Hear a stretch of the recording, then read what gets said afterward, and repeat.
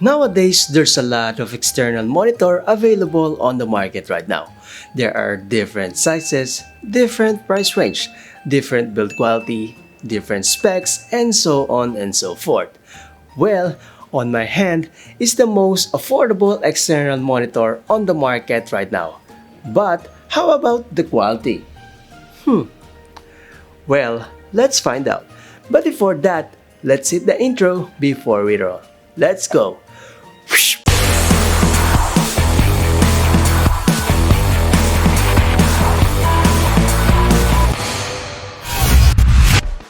What's up idol, Dandan here and welcome back to another video of camera lens review.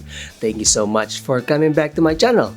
Today, we're going to talk about the Desview R7 Plus.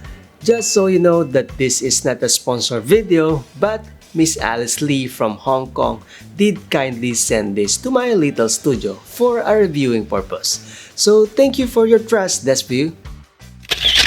Anyway, let's talk about a real quick why you need a field monitor. It's because you already have a screen at the back of your camera. But the most of our cameras are not great or not accurately seen. Let me tell you a story. Last time, when I shoot outdoor and the sun is so bright, I cannot exactly tell if my exposure is right because of my inaccurate camera screen. So when I headed back home and checked all my shots on my computer, well, some of the shots that I took are overexposed, some are underexposed, and that's because the screen's quite small and usually it's not bright enough. That is why a lot of professionals use field monitor so they can shoot more clearly, more accurately, and ultimately make a photo and video look much better. Anyway, it's time to open the box. Let's go! There is a user manual, a micro and mini HDMI cable, a D-top cable. It has UDIs. Basically, you can use this on firmware update and also if you want to upload a lot on the monitor.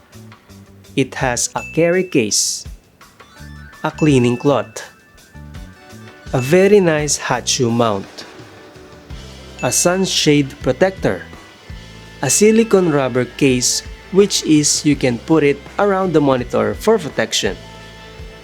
Let's go to the main part, the Desview itself. The build quality is pretty good. It's made out of plastic, but it feels really solid in hand. It weighs 380 grams. At the top of the monitor is the power button and LED indicator. There's a hotkeys or customized button which is the F1 and F2. It has exit button and a volume switch. It because it has a built-in speaker and that is why there's a headphone jack at the bottom part of the monitor. It has USB port for UDIs so you can update the firmware of the monitor and upload 3D LUT.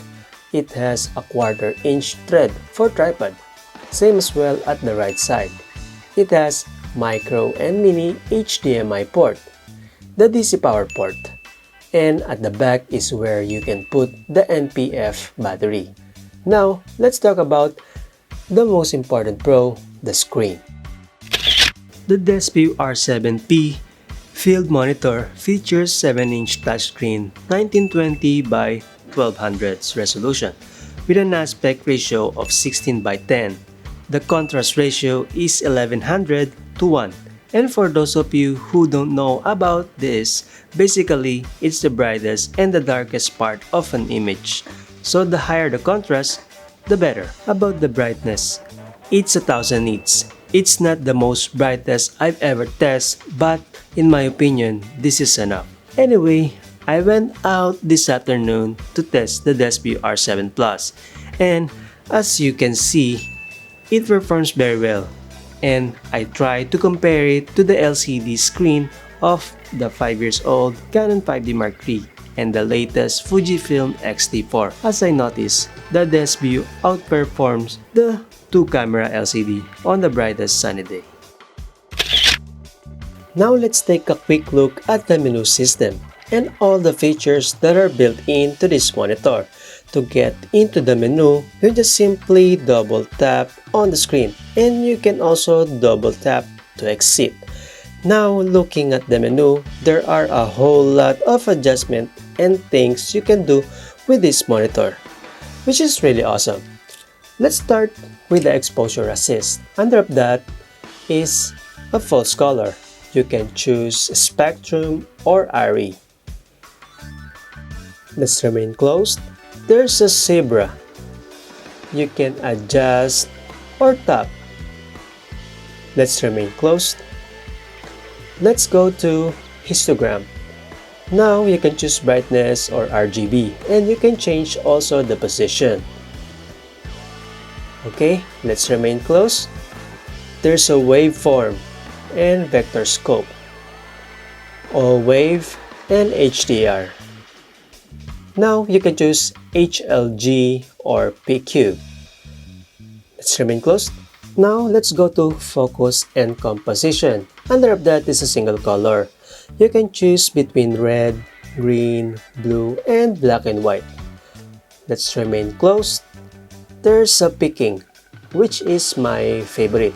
You can choose also the color, and you can adjust average to strong. Now let's remain closed. There's a center mark, safe area, mark ratio, grid lines. You can choose 2x2, 3x3, or 4x4, and you can adjust the color as well. There's audio meters. You can choose between left or right, where you want to position. There's a lot configuration where you can upload your own personal style of color grading.